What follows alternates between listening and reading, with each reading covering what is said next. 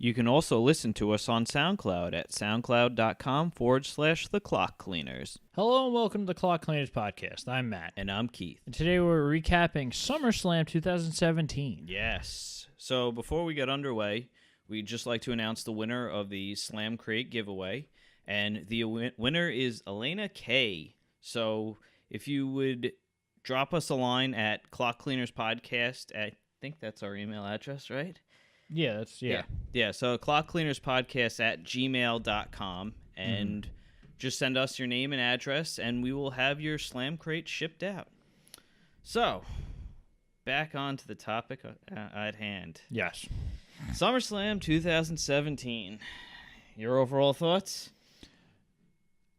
It was something. Yeah. It was too long. That's the problem with these big four pay-per-views is that they try to cram way too much into, like, I guess it is a long time, but it feels like with the pay-per-views, it's a 4-hour pay-per-view essentially. Right. And they try to fit 2 3-hour pay-per-views inside of 1 4-hour pay-per-view. Yeah. So it kind of feels like not everything gets the warranted time. Well, it's kind of hard to allocate 5 hours to anything. It's true. It's a mess. But so we're really just gonna go over the main card. We'll just run down the matches quick on the pre-show. yeah, So the Miz and Miz Taraj defeated the Hardy Boys and Jason Jordan. it was a rematch of last week on Raw, so that was kind of weird. Yep. But whatever. Neville won back his Cruiserweight Championship, defeating Akira Tozawa. Yeah, it started a strange pattern. Yeah. We'll get to that eventually. And the Usos won back their titles from the New Day. Yeah. Which was, we actually caught the end of this match, which actually we caught. No, we saw the whole thing. The whole thing? Okay. Yeah, it was pretty good. This was probably one of the best matches on the card, which we kind of thought beforehand that this was going to be a good match because it was the best match on Battleground. Yeah. So These two teams seem to be working very well together. yeah, absolutely. It's a bit odd that the Usos got the titles back, but Yeah, unless they're just gonna keep tossing it back and forth. they're not going to do that. But if, like, let's say whatever their next pay-per-view is, and they go back, that's going to be weird. But Yeah. I don't know. I kind of just figured that the New Day would hold it for at least the next team, but we'll see. Yep. All right, let's head on to the main show. Yeah. So we opened with John Cena versus Baron Corbin. Yes. I guess they kind of wanted Cena's entrance to be the thing that started the show to get the crowd excited. Mm-hmm. And so when he first came out, there was a very loud "John Cena sucks" chant. Let's go, Cena. Well, right? no, I mean like when his music first hit. Okay, yeah. They put like a YouTube thing. It's like John Cena gets a loud entrance when he enters the ring or enters the stage or whatever. But yeah, he ends up going over on Baron Corbin. Yeah, this was, well, in my opinion, a little bit of a surprise. You picked John Cena. Yeah.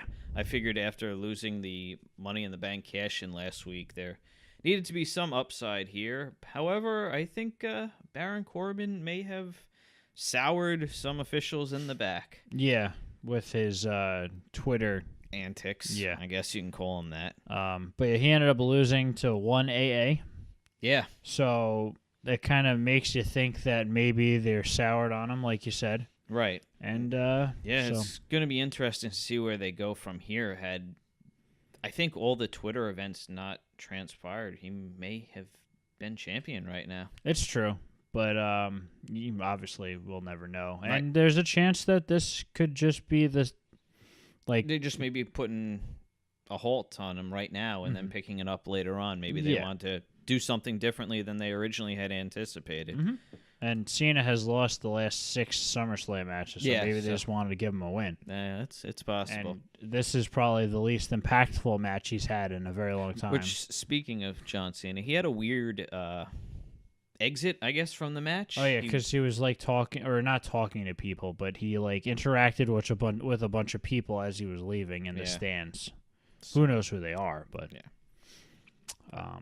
Yep. So up next we had the SmackDown Women's Championship on the line with Naomi defending her title against Natalya. So this was a pretty good match. Yeah. We haven't really seen these two together, right? Much besides not in a singles match. Yeah, just in the tag matches that we've seen. Yeah, there's been a lot of tag matches, a lot of multi-women matches, all that kind of like gets all screwy. Yeah. But yeah, the two of them put on a very good match together. Actually. Yeah, they had a good amount of action outside the ring too. Yeah. Naomi hit a blockbuster on Natalya off the ring steps. Mm-hmm. What else happened? Noteworthy anything? Yeah, nothing crazy. But like I said, it was quality wrestling throughout. Yeah. But yeah, Natalya ended up going over with the sharpshooter. Yeah, a little bit of a surprising victory here. Yeah. Well, she loses so infrequently. Just anything is. Yeah, and I guess we kind of thought it wasn't time for Naomi to drop the belt, but I guess WWE has different plans. Well, to be perfectly honest, I wouldn't say it wasn't time for her to drop the belt. More of to whom she dropped the belt. Fair enough. So, and like earlier on in the show, they had shown, or probably during the match, they were showing Carmella and Ellsworth in the back talking about the contract. That's right. And then nothing. Yeah. After the match, they just cut the black and which was weird because they kind of, I don't know if they do this every pay-per-view where after the match ends they kind of just go black and then go to a commercial or something like that. I think that's pretty much what they do. Yeah, I guess I'm used to them exiting the ring and stuff like that. Yeah, it depends on how much time they have in the segment, I think. If they have too much time, then they'll like show them in the ring and stuff. But sorry, I was just laughing at the match time for the Rusev. Well, So up next we had Big Show versus Big Cass with Enzo Amore in the shark cage. Yes. So this was probably the most lackluster match of the night. Which is impressive considering what happens after it. Yeah. So this was basically the same thing we've seen between the two of them. Mm-hmm. Big Show and Big Cass going back and forth pretty much. Slow style. Yeah. Nothing too crazy. So Enzo started stripping off of his clothes. Started getting naked in the shark cage. In the shark cage. Took out some baby oil or lube or whatever he had. So wiped it all on his body. Ended up squeaking through the bars and jumped down into the ring, which was met by a big boot, I believe, from Cass. As soon as he got down, Cass ran over and kicked him in the face. Yes. So. And then at this point, he hit Big Show, I think, with 2 big boots and an Empire elbow. And that was it. That was the match. Yep. So, yeah. It wasn't a surprise at all that Cass went over, but it's the same crap over and over again. Well, I mean, you've said this throughout the entire feud that we'll have to see where it goes after this. Yeah, it just needs to end. Yeah. So. All right, so up next we had the highly anticipated Randy Orton versus Rusev match. We both assumed this was going to be probably one of the better matches on the card. Yeah. And, so what happens is Orton makes his entrance, and as he's doing his entrance inside the ring, Rusev comes from the stands, I believe, and he attacks him from behind. And he's beating up on him all over the ring. They finally go back into the ring. The ref calls for the bell. And then Orton hits an RKO and pins him right away. Well, I think Rusev came rushing at him at the corner. Orton moved out of the way. Rusev came back at him, right? And then he hit him with the RKO. That was it. The match was 10 seconds long. Yep. So yeah, I'm guessing either Rusev has pissed somebody off or this feud isn't over with. I don't know. Because like the whole build up to this story is that Rusev wants competition and then he gets laid out in one move. It's kind of I don't know. It's not good for Rusev. But yeah, as we've kind of gone over, the beginning of this show kind of was a lot of head scratching. Yeah, before the 9 o'clock hour, I'd say it was not a very good show. Yeah, and considering it started at technically 5, it's well. The pre-show. The show itself started at 7. Yeah, I would just say the 7. Yeah, 7 and 9. So up next we had Alexa Bliss defending her Raw Women's Championship against Sasha Banks. This is a pretty good match. It was decent. Um, We actually got a full match between the two of them. it's true. That doesn't happen very often. No. This was actually one of the longer matches from the beginning card, not by much. It was 13 minutes. Yeah. It seems like the going rate was 10 minutes for pretty much the matches. Yeah, well, it makes sense. Yeah. They have a lot of matches to do. But these two actually did, like you said, put on a pretty good match. Yeah. This was a better showing for Bliss. Yeah, I was gonna say this was more of a competitive one, because the story more or less for her entire Raw championship reign was, okay, I'm the cowardly heel. Right. So the fact that she flat out had a wrestling match was, she stood her ground for this battle. Yeah, but Sasha ends up going over with the bank statement. Yeah. So you think? Well, I'm sure. We'll obviously get a rematch. You think it's going to be screwy like this? What? Where all these teams getting rematches? There's going to be any title changes? Like Tozawa and Neville. Someone of the 5 that changed hands, Yeah, at least one of them is going to be one back either Monday or Tuesday. Yeah. I find it hard to believe that all 5 stay after the rematch. But could be wrong. Yeah. But like I said, it just seems too good of an opportunity for them to put a title change on regular TV. Yeah, exactly. So, but yeah, unless like we talked about the possible superstar shakeup, so this could just change the layout of the shows and exactly. stuff, where they'll switch the belts, not the people, like they did originally. So, but yeah. Up next, we had the Demon Finn Balor versus Bray Wyatt. Yeah. So this was Finn had a cool entrance. He had the whole demon get up. Yeah. So that's that to was be at least expected. Cool.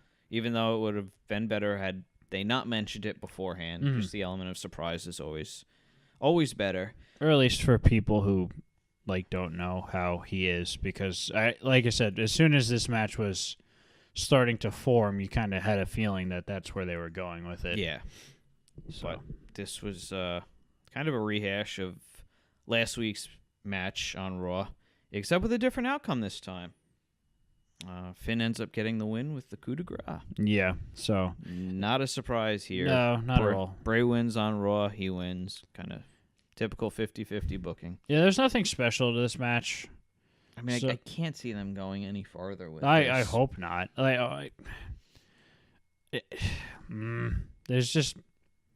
There's nothing good to come out of continuation of this. Yeah, well, it's like I said when we watched it earlier. It's last year Finn Balor was fighting for the Universal title, and now he's fighting Bray Wyatt in the middle of the card for no belt or anything. So, but that's I guess what happens when they have to change the entire program around due to an injury. It's true, so. And he was a big part of it. So. Absolutely. All right, so up next we had Dean Ambrose and Seth Rollins taking on Sheamus and Cesaro for the Raw Tag Team titles. So probably the best match of the night? I'd say so. Yeah, which is kind of what we had predicted. It had nostalgia. It had good wrestling. It had good spots. And it was your typical heels controlling the majority of the match, not being able to put away the faces. Well, Dean spent a good chunk of time taking a nap on the outside at the beginning. Because he got jumped by Sheamus and Cesaro before the match really had started. Right, yeah, I think Cesaro hit him off the apron, and then Sheamus went and beat him up outside. Yeah. So, but it was an exciting match. Some suicide dives, some top rope tandem, double suicide dive. Well, yeah, a bunch of top rope tandem moves. Seth and Dean started doing some stuff together. Yeah. At one point they were going for the what's their finisher? That's not the white noise. I think it's just the super white noise, something like that. And it was on Dean, and Seth got back in the ring and kind of went to give Cesaro a Hurricane Rana, but sent him forward, knocking Dean and Sheamus down. And at this point, I think this is when the finish of the match happened. Right after that, right? Yeah, right around here. Yeah. So Seth ended up hitting the knee on who was it? Sheamus that I took believe the pin. it was Sheamus. Hit the knee on Sheamus, which led to a Dirty Deeds, and that was the 3 count. And we have new Raw Tag Team Champions. Yeah, it was a big thing for the crowd to get excited about. An interesting thing to note during this match. Oh yes, the fans didn't really seem to be too into it for some reason. Which doesn't make any sense at all. It's true. Oh yeah.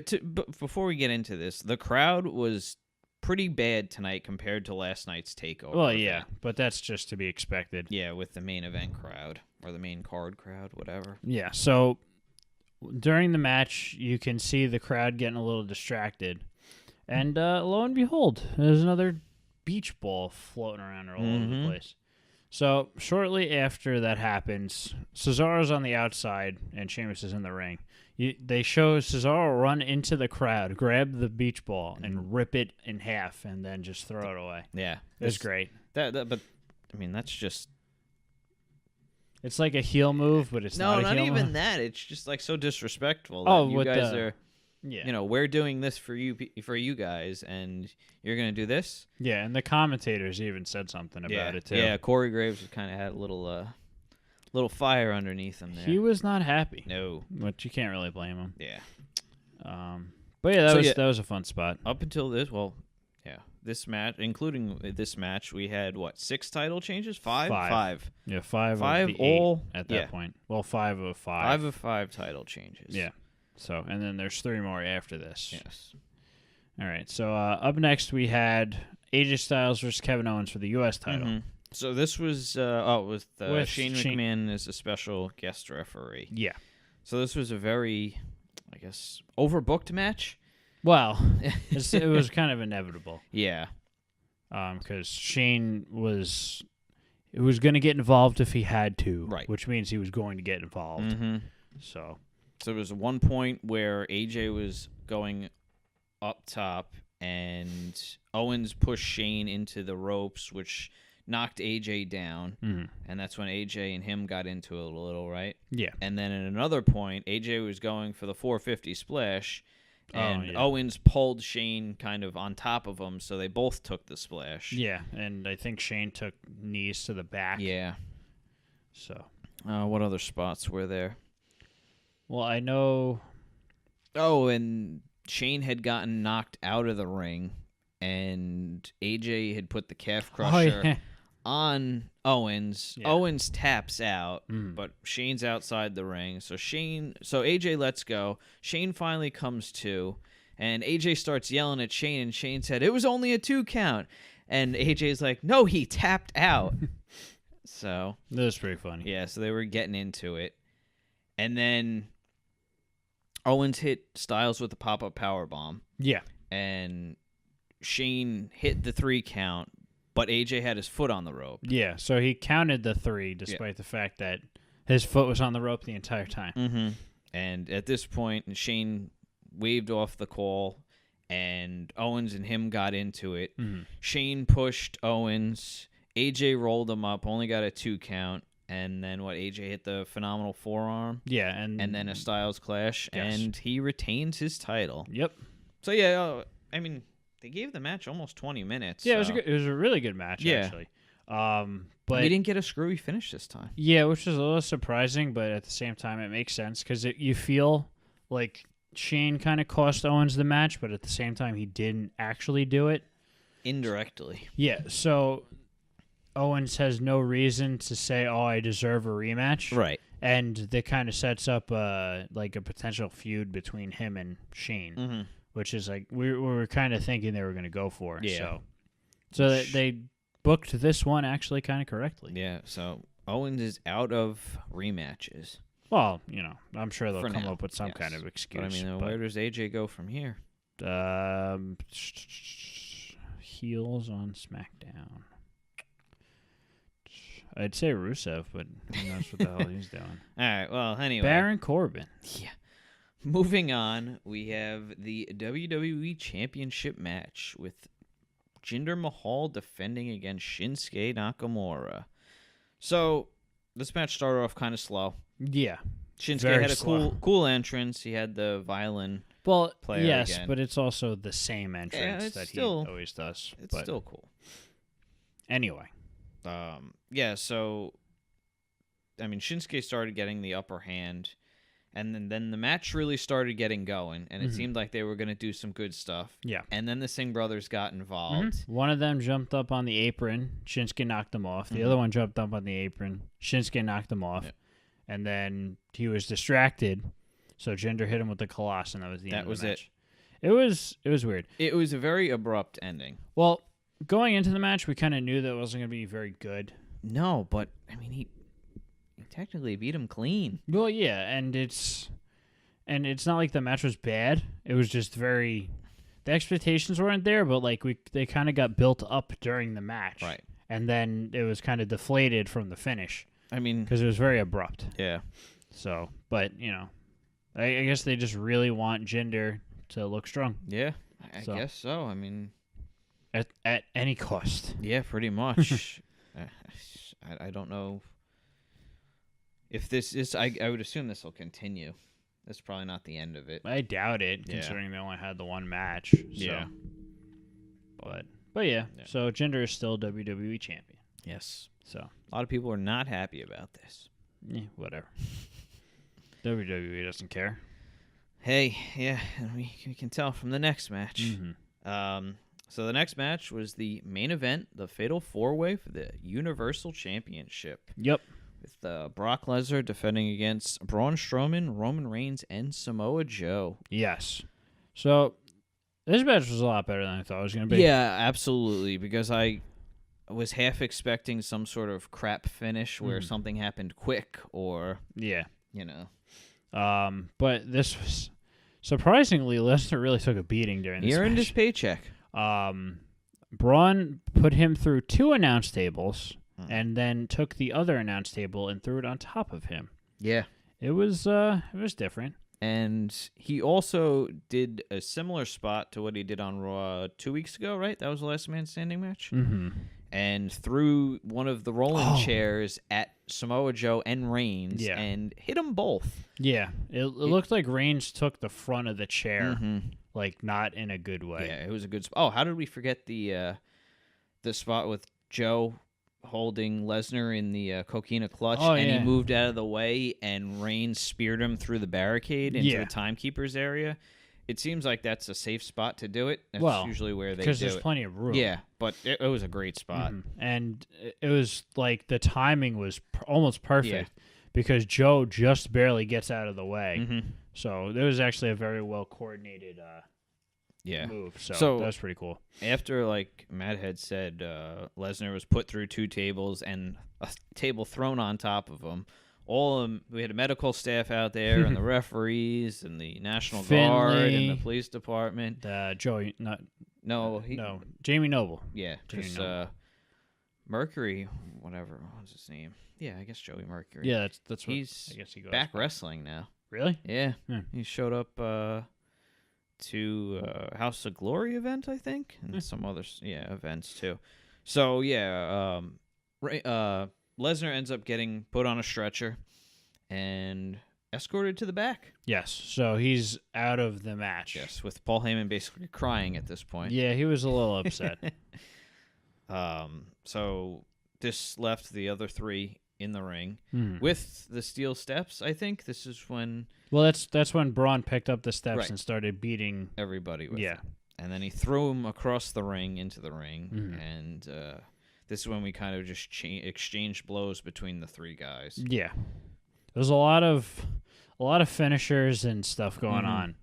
on. A lot of Superman punches, a few spears. Yeah. At one point, Reigns picked up the stairs, and I don't know if he brushed it against Strowman's head or kind of. He went at him. He went at him with it, but it was with the pointy part of yeah, the stairs. and I guess opened up Strowman right around the ear. around his ear. So he was bleeding. Not good. No. And after a little while, Lesnar ends up coming back out, Mhm. which we shouldn't have been surprised. Yeah. Apparently, everyone who made him leave didn't want him to go back, Mhm. but because they followed him out. But eventually, he did make it back to the ring. Yeah, I think, what was it, Strowman hit the running power slam on Joe and almost had the 3 count, and then Lesnar pulled the referee out. Yeah, there's a lot of near falls falls, with interference. So Brock Lesnar gets the win with an F5 on Roman Reigns. Yeah, which is kind of surprising because you kind of figured that Joe was going to take the pin. Right. If he didn't win, it was going to be him getting pinned. Yeah, but I guess Reigns didn't need, or it doesn't matter to Reigns. No. Yeah, Joe or Reigns, I think, were the only 2 that were going to take the pin in the match. Couldn't have anyone pin Braun. No, because it's not way yet. too early for Which that. we got a lot of Braun and Lesnar being isolated in the ring by themselves, so that's probably something to come at a later date. Yeah, I wouldn't be surprised if that's Lesnar's next feud. Braun would be like, "You never pinned me." Yeah, or something stupid like that. But yeah, this is, like I said, it's a good match. Yeah, it was much better than expected. Yeah, they gave it 20 minutes, so that was good to see. But granted, they did stop in the middle of the match for a couple minutes, but as the show progressed, it got better. So, which is always good because that's what you kind of want. You want to end on a high note. Yeah, absolutely. Even though Brock Lesnar keeping the title is not necessarily a high note. But at the same time, there was really no. This was like a main event where there was no clear cut good / clear cut bad. This is more of like, someone's gonna win. It really doesn't matter who does. Right. No, I gotcha. So, because if Reigns won, people are gonna boo. If Lesnar won, some people are gonna be happy. Other people are gonna be mad. It's just there was no winning. Nope. And that's how most things are in the WWE. It's true. So yeah, this was our SummerSlam review. If you liked what you saw here, please like, share, and subscribe. Bye. Bye.